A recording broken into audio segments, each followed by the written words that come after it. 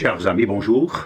C'est une profanation épouvantable qui vient d'avoir lieu à Fougères, en Ille-et-Vilaine, le dimanche 28 février dernier.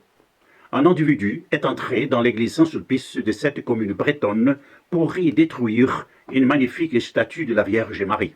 Ce misérable a posté ensuite la vidéo de son forfait sur YouTube.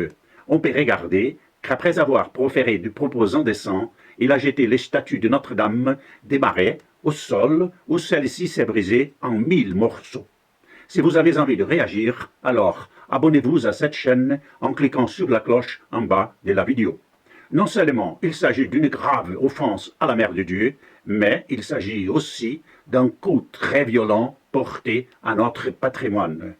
La Vierge des Marais est en effet une œuvre exceptionnelle du XIVe siècle en pierre d'Équin, classée monument historique depuis 1919 et restaurée en 2020. Au fil des siècles, la dévotion à la Vierge des Marais s'est étendue bien au-delà des limites des Fougères. Le 8 septembre 1923, la statue de Notre-Dame a été solennellement couronnée en présence des personnalités locales, d'une foule immense, mais aussi de l'archevêque de Rennes et des évêques de Nantes, Vannes et Sambriac. Chaque année est célébré avec la pompe requise le pardon de Notre-Dame des Marais. Tout cet héritage vient maintenant d'être littéralement jeté à terre par un individu malveillant. Ce genre d'acte devient, hélas, quotidien en France.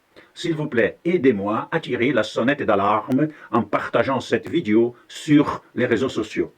Ce qui vient de se passer à Fougères est une triste allégorie de la France en 2021.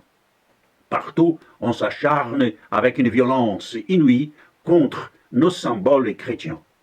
Plus d'un millier d'actes antichrétiens sont recensés chaque année par le ministère de l'Intérieur. Les coupables sont rarement retrouvés et il faut lire attentivement la presse régionale pour prendre connaissance de leurs forfaits. Autre grand problème, c'est l'absence de réponse rapide de la justice.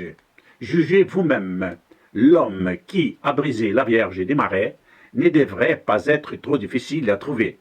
Il s'est filmé et a diffusé son acte sur YouTube.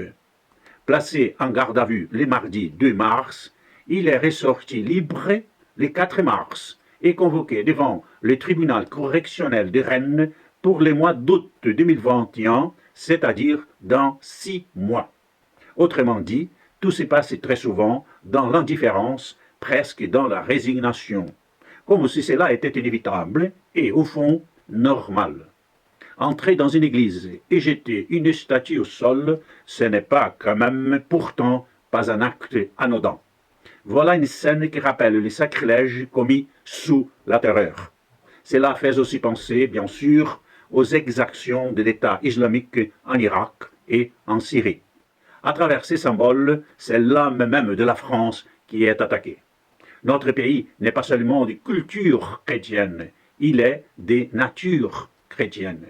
Contrairement à ce que certains prétendent, la France n'est pas née en 1789 avec la prise de la Bastille, mais en 496 avec le baptême de Clovis. C'est cette France-là que je vous invite à défendre en tirant avec moi la sonnette d'alarme. Le réveil de la France chrétienne dépend de vous. Donnez un like à cette vidéo et ensuite partagez-la sur les réseaux sociaux. Merci et à bientôt.